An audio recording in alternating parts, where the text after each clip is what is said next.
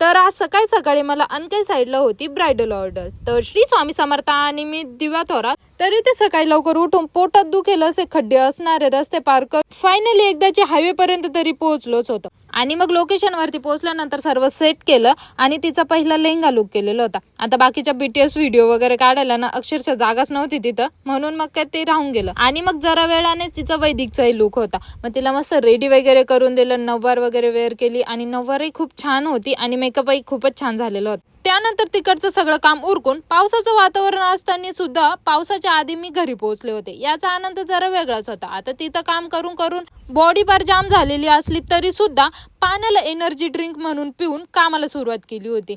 इथं मन लागत नसलं तरी मन लावून काम करायचा प्रयत्न केला की उंदराची शिकार करणारं 4 पायाचं मांजर कुठं न कुठून हजर होऊन जात. मग त्या मांजराला पेपरमध्ये येणाऱ्या जास्तीच्या प्रश्नांना जसं इग्नोर करतो तसं इग्नोर करून गायींला कुट्टी टाकण्याकडे फोकस केला. त्यानंतर घरात आपल्याला इथं संध्याकाळचं जेवण असो नसो पण आपल्या गायींच्या चंदीचा विचार तर नक्कीच करावा लागतो.